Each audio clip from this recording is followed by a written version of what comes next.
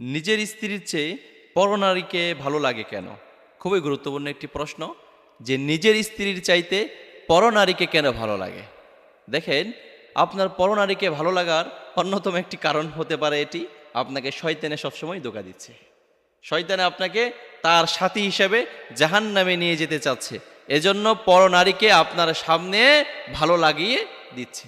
এই যে দেখা যাচ্ছে অনেক ছেলেরা, ইদানিং দেখা যাচ্ছে অনেক ছেলেরা গড়ের মধ্যে সুন্দরী স্ত্রী রেখে এমন নারীর সঙ্গে পরকীয়া করছে, গড়ের মধ্যে যে স্ত্রী আছে সেই স্ত্রীর আশেপাশে আসতে পারবে না। রুচি এতটা নষ্ট, গড়ের মধ্যে যে তার বেবি আছে, গড়ের মধ্যে যে তার স্ত্রী আছে, সেই স্ত্রী এতটাই সুন্দরী, যার সাথে এখন সে রিলেশনশিপে গিয়েছে, অর্থাৎ পরকীয়ায় জড়িত হয়েছে, তার আশেপাশে আসতে পারবে না। একটা কথা আছে, গড়ের মধ্যে পোলাও ভাত রেখে বাহিরে সে পচা পান্তা ভাত খোঁজে। এমন অনেক চরিত্রহীন পুরুষ সমাজের মধ্যে রয়েছে। দেখেন, সম্মানিত প্রিয় ভাই, আপনাকে সম্মান দিয়ে বলছি, আপনাকে আমি চরিত্রহীন বলবো না।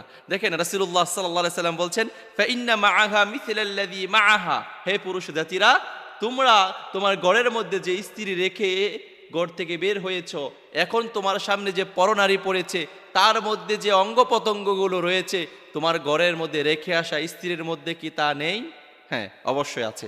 তাহলে নিজের মনকে বুঝ দিবেন, নিজের মনকে বলবেন যে, মন, আমার সামনে যে নারীটা দাঁড়িয়ে আছে, এর 3.5 হাত বডির মধ্যে যে অঙ্গ প্রত্যঙ্গগুলো আছে, আমার গড়ে রেখে আসা স্ত্রীর মধ্যেও তো তা আছে, তাহলে আমি এর দিকে কেন তাকাবো? আমি প্রয়োজনবোধ মনে করলে বাসায় চলে যাব।